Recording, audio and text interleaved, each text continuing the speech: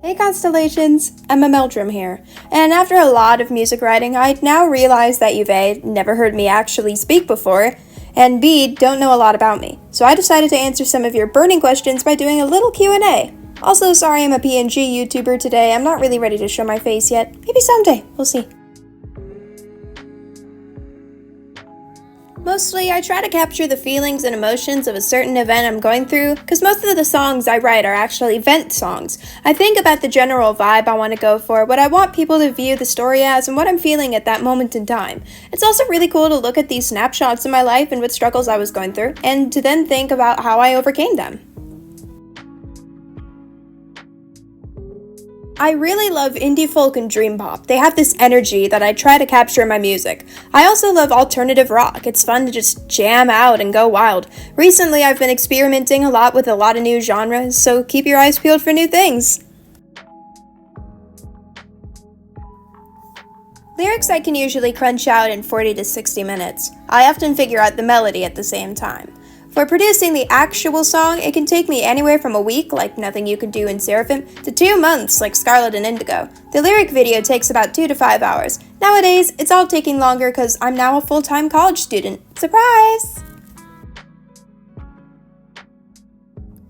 Mostly real-life scenarios are what I write about, but music-wise, I'm very inspired by Novo Amor.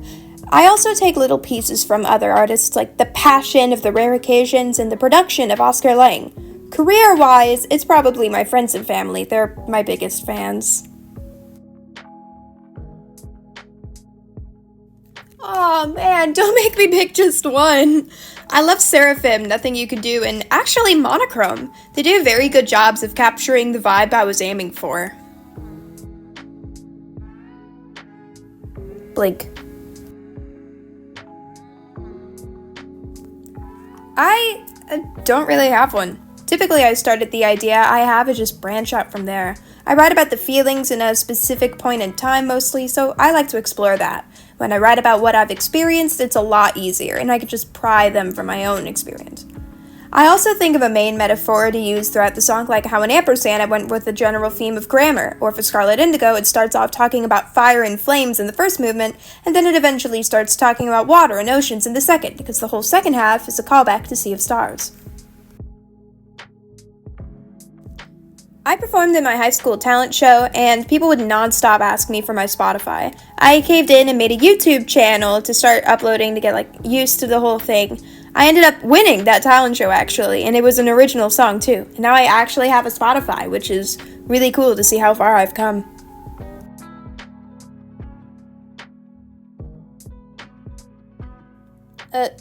Vibes. Sometimes I just want to cry to a song, sometimes I want to vibe, and sometimes I just want to melt my face off. Get better at music production. I have a lot of room for improvement on that aspect. Also, I want to write an album, like a full-blown concept with plot and everything. Also, I want to hit 100 subs by the end of the year. Only a small percentage of my viewers are actually subscribed, so if you could support me and my dream, that would be great.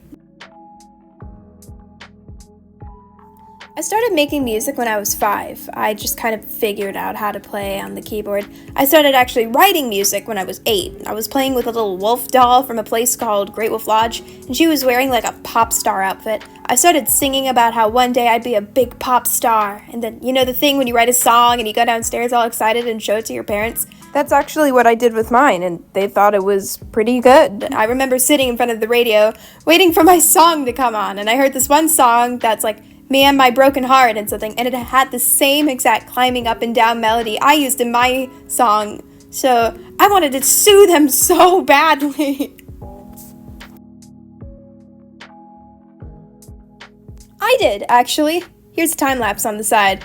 I only really started drawing because most of my friends were artists, and I kind of wanted to fit in, and now I'm drawing more often. It's more of a hobby, unlike music, which is something I want to turn into a full-blown career.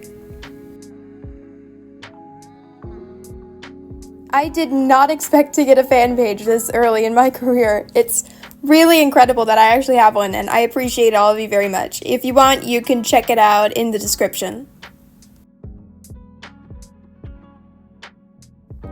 I didn't think anyone else would actually like my music, and now people are listening to it and enjoying it, and it's just such an incredible feeling working so hard on something and people to appreciate it fully. It's so cool. Good question.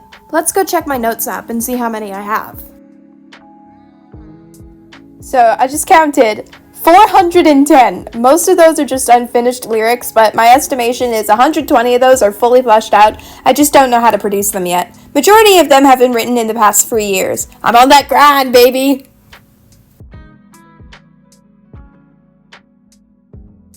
I actually have a teaser for what's coming really, really soon on the channel. Check it out!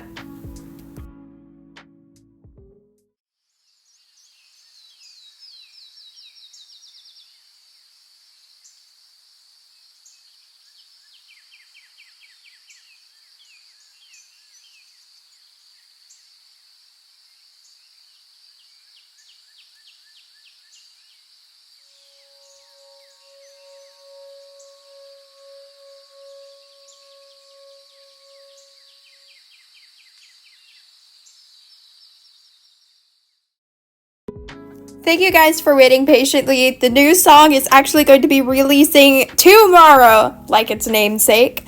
So be sure to be there for the premiere. Tell your friends, tell your family, tell your mom. Be there or be square. Thank you guys so much for watching this Q&A. Without your support, none of this would be possible. And as always, I'll see you in the stars.